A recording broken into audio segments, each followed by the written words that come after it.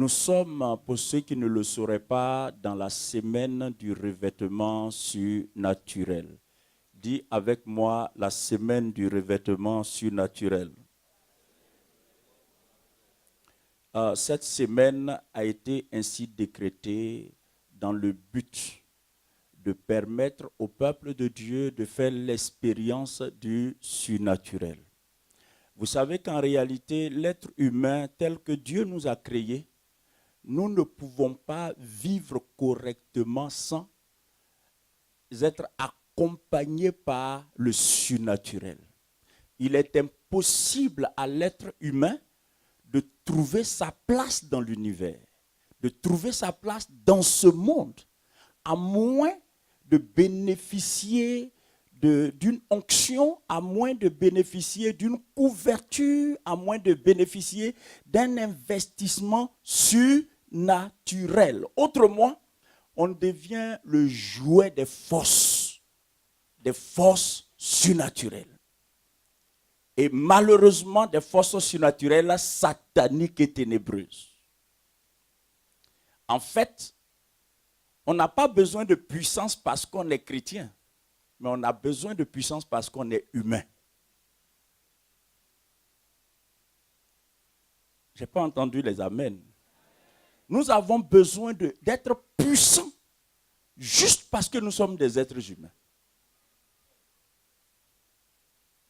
Vous ne réalisez pas à quel point chaque jour qui passe nous confronte à des forces surnaturelles. Que ce soit pendant notre sommeil, comme quand on est en état d'éveil, on est permanemment en confrontation avec des forces surnaturelles. Et il est impossible de réussir dans cet univers sans être puissant. Et il y a deux façons d'être puissant. Soit je suis puissant par la puissance de Dieu, soit je suis puissant par la puissance du diable. Vous remarquerez que ceux qui sont au milieu sont les manipulés. Ceux qui sont au milieu sont les manipulés. Et puis ceux qui sont puissants par la puissance du diable sont malheureux parce qu'ils finissent toujours mal. Donc la seule puissance par laquelle nous devrons être puissants, c'est la puissance de Dieu.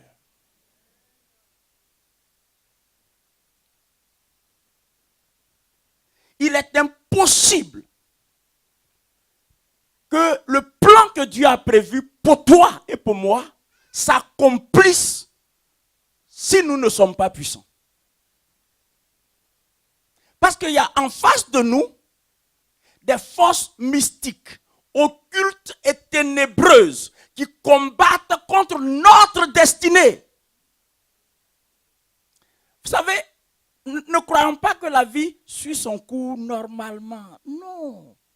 Il y a des éléments incontrôlés, invisibles, surnaturels qui perturbent le cours de la vie de chaque individu. Tant et si bien que ce à quoi notre destinée nous donne droit pour l'avoir, soit nous peinons ou nous ne l'avons même pas. Il faut être puissant. Dis à quelqu'un, il faut être puissant. Et c'est pour ça que le thème central de ce séminaire, c'est « Je vous ai donné le pouvoir ». Et c'est Jésus qui a promis cela à l'Église. Jésus savait que s'il est important qu'un être humain soit puissant pour trouver son lieu dans cet univers, pour trouver sa place dans cet univers, pour avancer dans le chemin de sa destinée dans cet univers, à plus forte raison l'Église. L'Église a un rôle d'ambassadeur, l'Église a un rôle de représentation, l'Église a un rôle de la part de Dieu vis-à-vis du monde.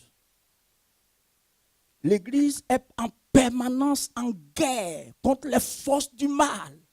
Et l'Église doit être investie de l'autorité de Dieu. L'Église doit être revêtue de la puissance de Dieu. L'Église doit manifester la puissance de Dieu. L'Église doit dégager, libérer, exprimer le surnaturel. Parce qu'en réalité, c'est ce dont les hommes ont besoin. Pourquoi les faux prophètes prospèrent aujourd'hui? Parce qu'ils proposent une parodie de puissance. Et comme de façon générale, les hommes sont sans discernement, ils n'ont pas la lumière nécessaire, ils n'ont pas la parole de Dieu pour savoir si la puissance à laquelle ils sont exposés vient de Dieu ou ne vient pas de Dieu, ils se livrent à tout.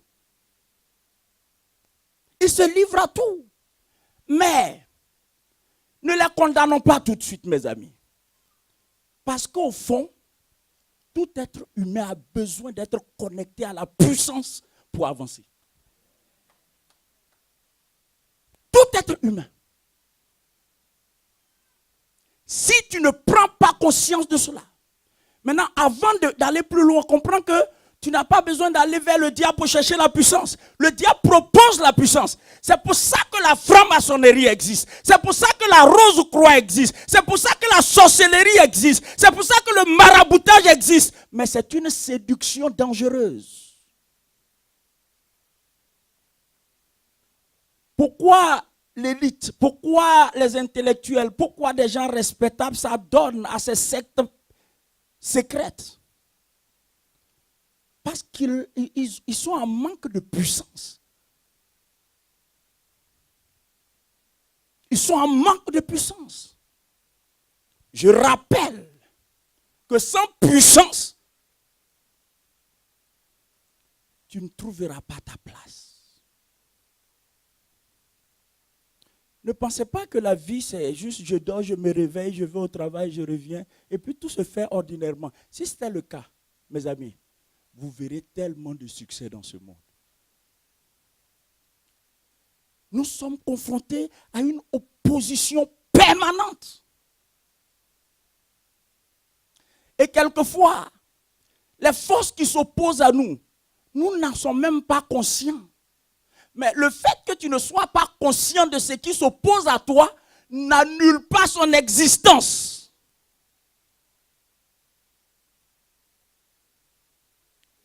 Pour exister, une force surnaturelle n'a pas besoin que tu crois. Elle existe. Elle existe. Et si tu n'es pas puissant pour lui résister, tu deviens un objet de manipulation, une proie.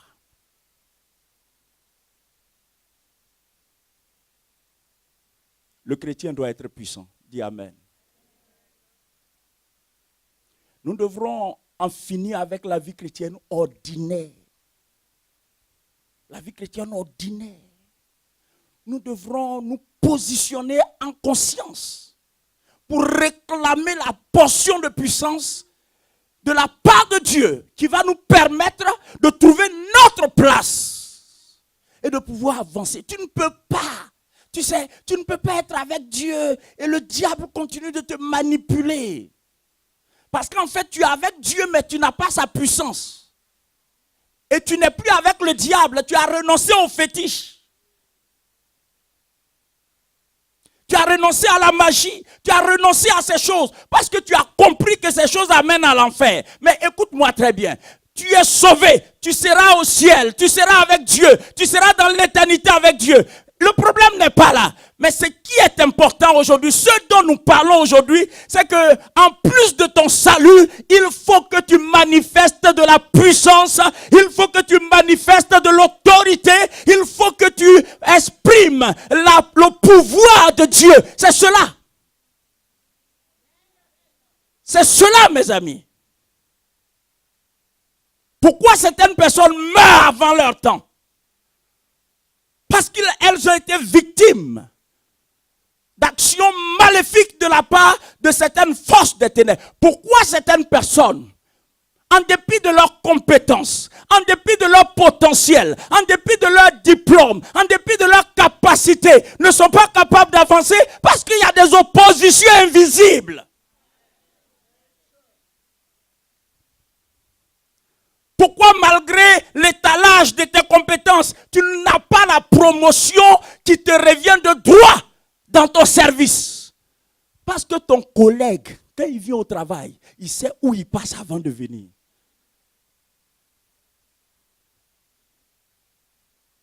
Pourquoi certains commerces, avec un commencement prometteur, on finit par mettre la clé sous le paillasson. Alors que juste à côté, des commerces proposant les mêmes articles prospèrent. Parce que le jour où tu as eu idée d'initier un commerce, c'est comme si tu as déclaré, on est dans une jungle. On est dans une jungle. Ne crois pas que la vie est naturelle. Mes amis, la vie n'est pas naturelle. Dis à quelqu'un à côté de toi que la vie est surnaturelle.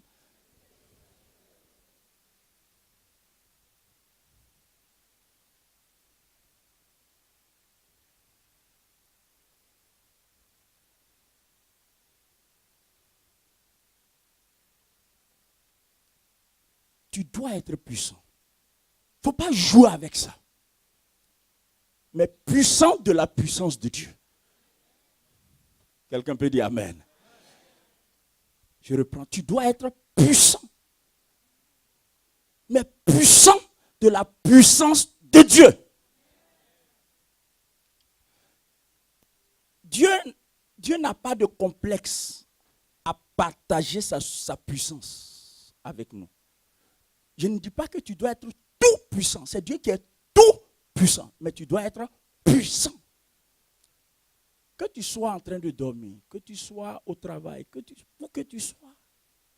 Quand les forces du mal arrivent dans le périmètre où tu vis, ils doivent savoir qu'il y a une puissance qui t'entoure. Il y a une puissance qui se manifeste. Il y a une puissance qui se dégage de ta vie. Pas parce que tu as vu un marabout, mais parce que tu es conscient et Dieu t'a investi de cette puissance. Mes amis, ce n'est pas seulement nécessaire, mais c'est indispensable.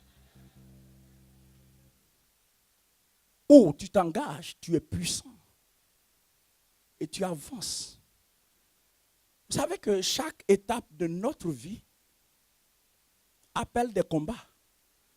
Et chaque combat met en jeu des forces, des puissances. Quelqu'un peut dire, pasteur, prêche. En fait, chaque progrès dans la vie te conduit à prendre possession d'un espace donné.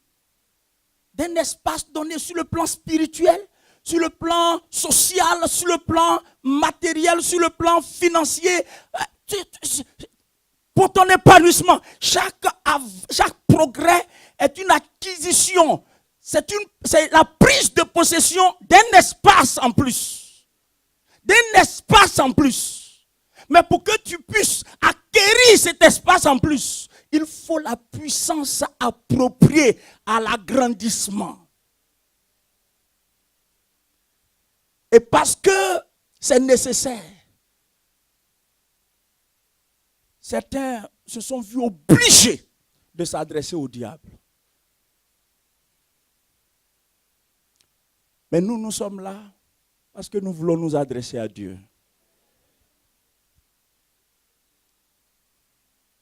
Et dans tous les cas, la puissance que Dieu nous donne est supérieure à celle que le diable donne à ses acolytes. On peut acclamer le Seigneur. Le thème de ce matin, c'est « Faire l'expérience du revêtement surnaturel ». Faire l'expérience. Écoutez-moi très bien, chers amis. Quand je parle de la puissance dont le chrétien doit être le terrain, doit être le théâtre. Sa vie doit être le théâtre de la manifestation de cette puissance. Et ce dont je parle, ne réduisez pas ça au parler en langue.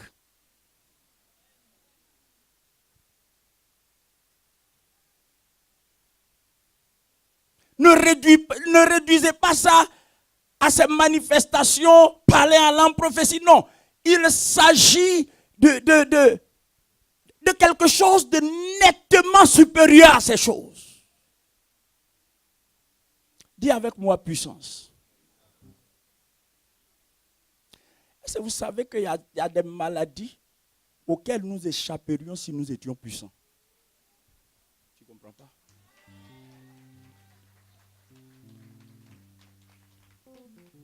Il y a des retards auxquels nous échapperions si nous étions puissants. Il y a des incidents fâcheux, malheureux qui nous arrivent, auxquels nous échapperions si nous étions puissants. Il y a des choses qui ne nous arriveraient pas si nous étions puissants. Oui. Oui. Ça veut dire quoi? Ça veut dire qu'il y a des choses qui nous arrivent parce qu'on manque de puissance. Alléluia. Je voudrais, avec la grâce de Dieu, en comptant sur le Saint-Esprit,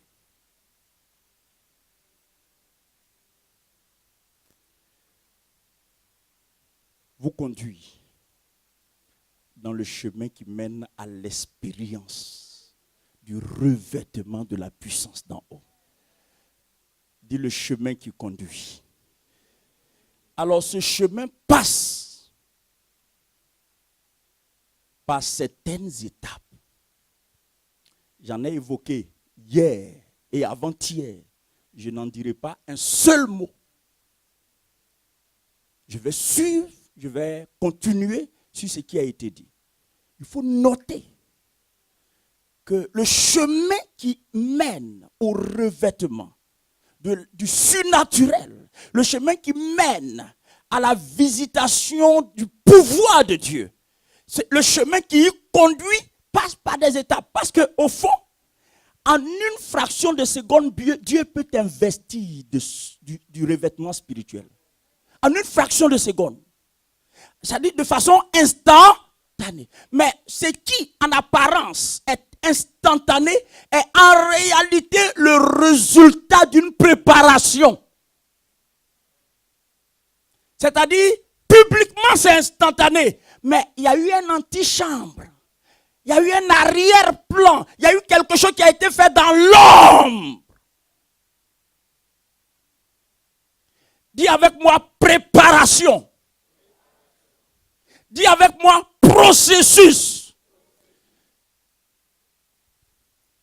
Écoutez-moi. Si tu ne permets pas à Dieu de te faire passer par ce processus, s'il te plaît, dis au revoir à la puissance de Dieu. Ça ne te concerne pas. Mais si tu n'es pas puissant, sache qu'il y a des puissances qui nous environnent. Et tu pourrais en être l'objet. Et en fait, la proie. Tu pourrais en être la proie. C'est dangereux, mes amis. Il y a des puissances qui nous environnent. Il y a des puissances qui nous combattent. Il y a des puissances qui luttent contre nous. Il y a des puissances qui ne veulent pas notre accession à la prochaine parcelle. Il y a des puissances qui luttent véhément contre notre bien-être à tous les niveaux. Et tu as besoin d'être puissant.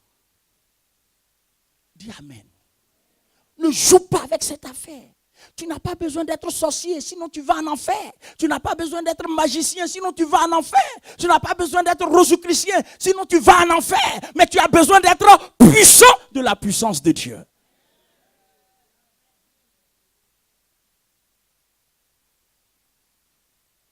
Si Moïse n'était pas puissant, Israël serait resté en Égypte.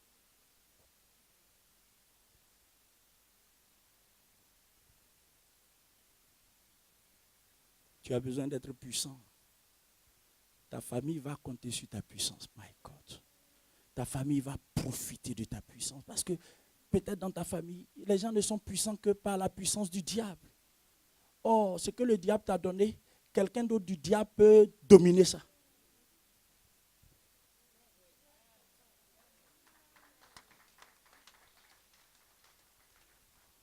Dans le royaume du diable, il y a toujours un plus fort qui terrasse l'autre. Le diable te donne quelque chose, il donne plus que ce qu'il t'a donné à l'autre. Donc l'autre est ta limite. Quand on voit comment certains sorciers terrorisent certains chrétiens, on en vient à se demander si le pouvoir de la sorcellerie est plus grand que le pouvoir de Dieu. Mais en fait, le vrai problème, c'est que le chrétien, il est chrétien, mais il n'est pas puissant. Parce que si tu es chrétien et puissant, le sorcier saura que tu es puissant. Il va toucher tout autour de toi, mais pas toi. Pouvoir. À certains niveaux de pouvoir ne peuvent nous être accessibles que si nous faisons un certain nombre de sacrifices.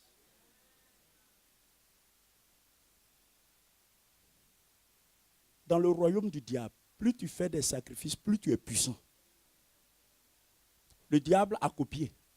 Avec Dieu, plus tu fais des sacrifices, plus tu es puissant. Et avant d'aller plus loin, je t'informe que tu as besoin d'être puissant. Et je te rappelle que tu n'as pas besoin d'être sorcier. Tu n'as pas besoin d'être magicien. Tu n'as pas besoin d'être rosicrucien. Tu n'as pas besoin d'être franc-maçon. Mais tu as besoin d'être puissant. Et l'Église a besoin d'être puissant. Quelqu'un peut dire Amen. Il faut noter la nécessité d'un cœur sanctifié. Un cœur sanctifié. Dites avec moi un cœur sanctifié. Il n'y a pas meilleure préparation pour accéder à la puissance de Dieu que de se soumettre à la sanctification. La Bible dit en Hébreux chapitre 12 et au verset 14, recherchez la paix avec Dieu, avec tous, autant pour moi, et quoi? On va lire ensemble, et quoi? On lit jusqu'à la fin. Ok, je lis la première partie et puis vous lisez en chœur la deuxième partie. Recherchez la paix avec tous.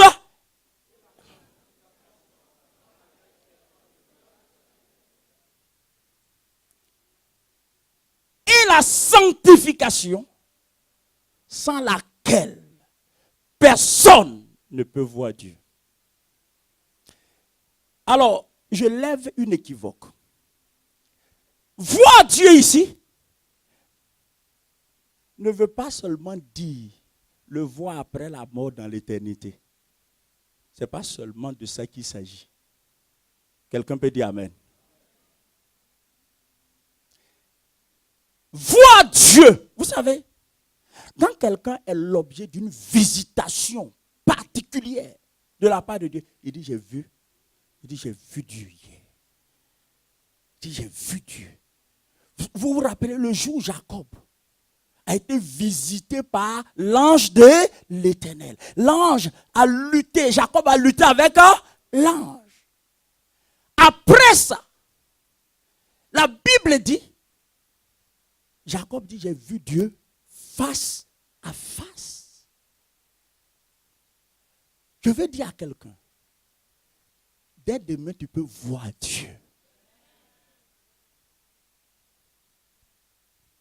Dès demain, tu peux voir Dieu. Voir Dieu, c'est quoi? C'est expérimenter Dieu dans une certaine dimension. Étape numéro 1 dans le cadre de ce message.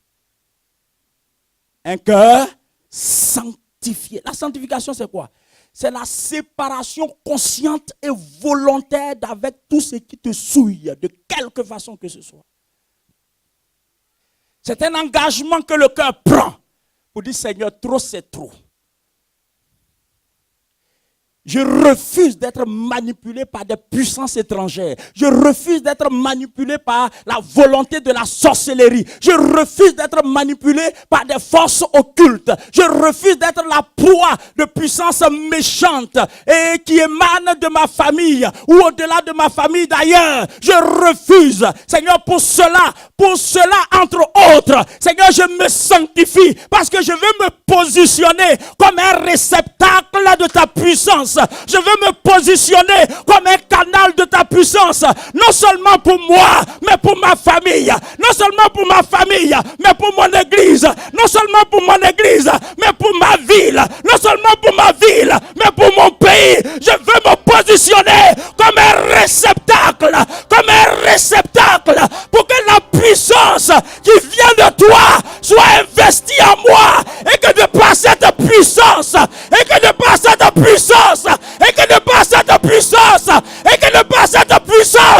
je sois un obstacle aux œuvres des ténèbres. Je sois un frère aux œuvres des ténèbres. Voici ce à quoi Dieu nous appelle. Vous savez, le salut est gratuit, mais l'accession à la puissance se mérite. Dis-lui, tu dois être puissant.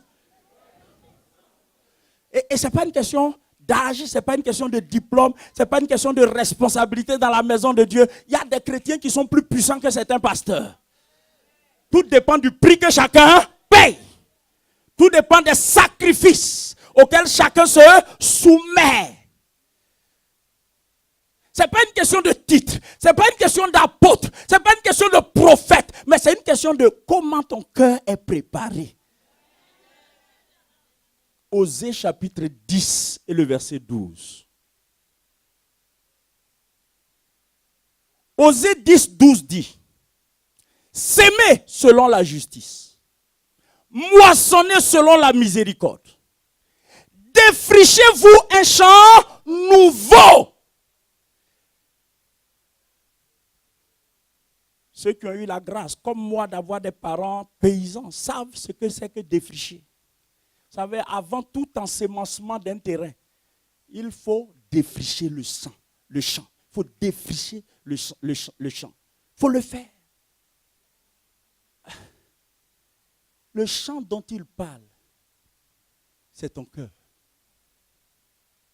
C'est-à-dire, laboure ton cœur. Défriche ton cœur. Enlève les pierres. Enlève les épines. Dégage ton cœur de tout ce qui peut obstruer l'opération de Dieu, le mouvement du Saint-Esprit, l'action de Dieu, tout ce qui peut faire obstacle, tout ce dont tu es conscient. Et tu sais que ça peut embarrasser Dieu. Vous savez, ce n'est pas nos prières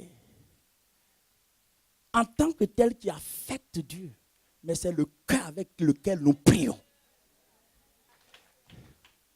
Peu importe la façon dont tu agences les mots, peu importe la bonne formulation des idées, peu importe la posture, tu peux te coucher, peu importe le semblant, ce qui va rendre ta prière efficace, c'est est-ce que tu t'es labouré, tu as défriché un champ nouveau. Et je sais, je me parle à moi-même et je parle à quelques personnes. Je sais que je ne parle pas à tout le monde. Parce qu'il y a des gens, quand ils entendent ça, ils trouvent que le chemin est trop long. Le chemin est trop long. Ce n'est pas à tout le monde que je m'adresse.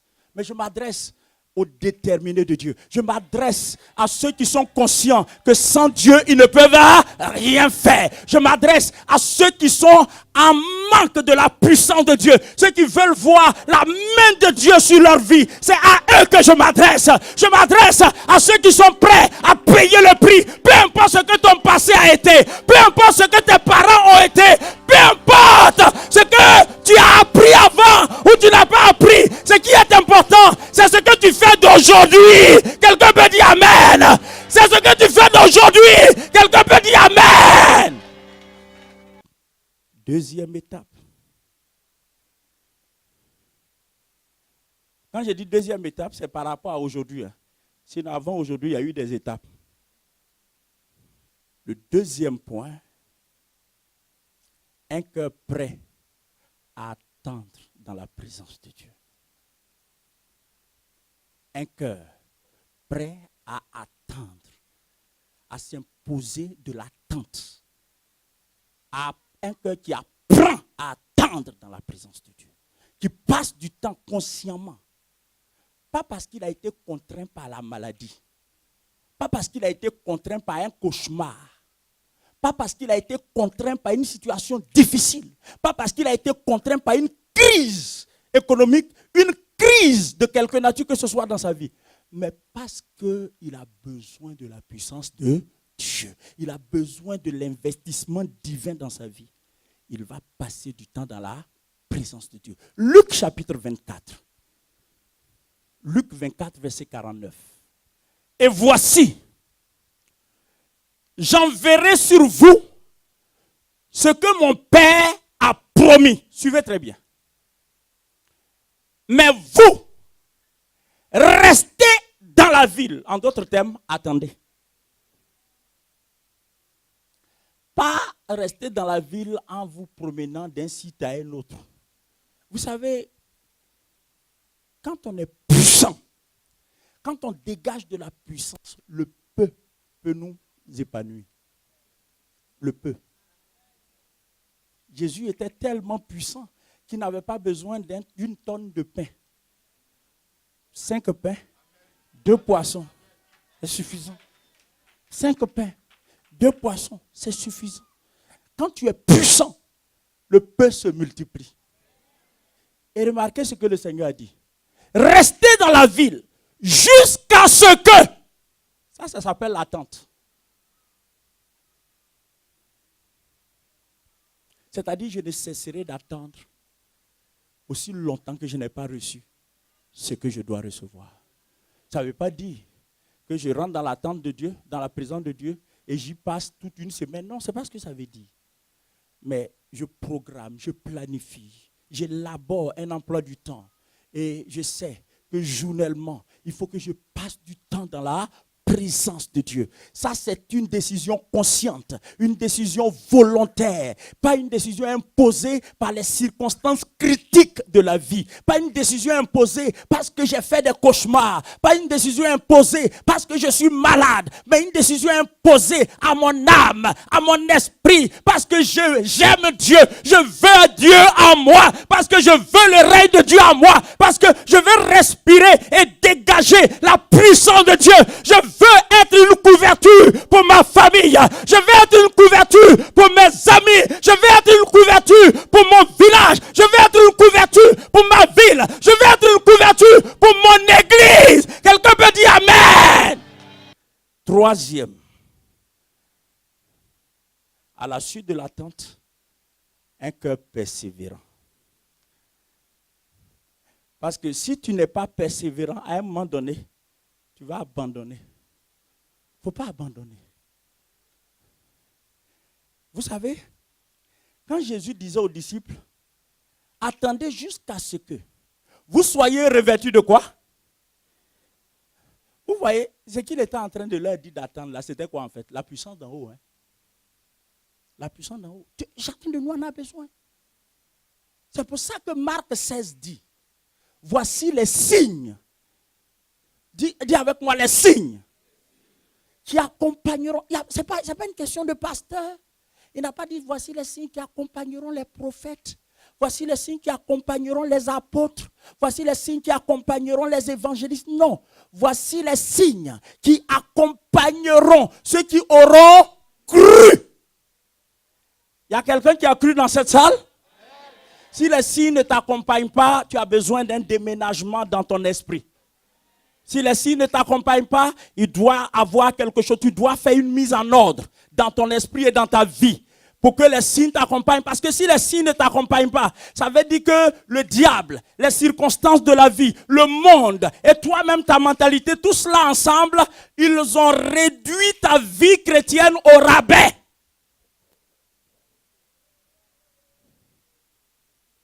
sans vouloir décourager qui que ce soit, je voudrais vous informer qu'il y a des nés spirituels et il y a des géants spirituels. Ne sois pas né spirituel. 2 Rois chapitre 2, verset 1. Lorsque l'Éternel fit monter Élie au ciel, dans un tourbillon, Élie partait de Gilgal avec Élisée. Élie dit à Élisée, reste ici, je te prie, car l'Éternel m'envoie jusqu'à Bethel. Élisée répondit, l'Éternel est vivant et ton âme est vivante. Je ne te quitterai point. Et il descendit à Bethel. Donc de Gilgal, il passe à Bethel. Les fils des prophètes qui étaient à Bethel sortirent vers Élisée et lui dirent, sais-tu que l'Éternel enlève aujourd'hui ton maître au-dessus de ta tête? Et il répondit, je le sais aussi, taisez-vous. Élie lui dit, Élisée, reste ici. Ici, là, c'était où? À Bethel. N'oubliez pas que déjà à Gilgal, il lui a dit de rester à Gilgal. Et Élie lui a dit, je vais à Bethel. Maintenant, ils arrivent à Bethel parce que Élisée a refusé de rester à Gilgal.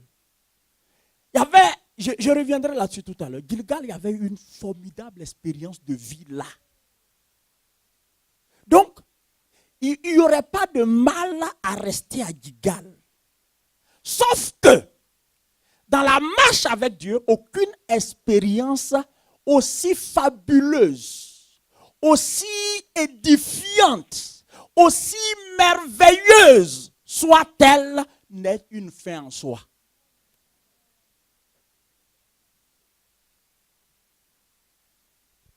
Peu importe la qualité et l'intensité de l'expérience que tu fais avec Dieu. Peu importe le caractère extraordinaire et spectaculaire de cette expérience, ça ne peut pas être une fin en soi. Donc si on te dit à Gilgal, tu as expérimenté la circoncision. Gilgal veut dire rouler. Tu as expérimenté, c'est là où le peuple de Dieu, dans le désert, après l'Égypte, a été circoncis pour la première fois. Si à Gilgal, tu as expérimenté la circoncision, comprends que Gilgal n'est qu'un point de départ. Ce n'est pas une fin.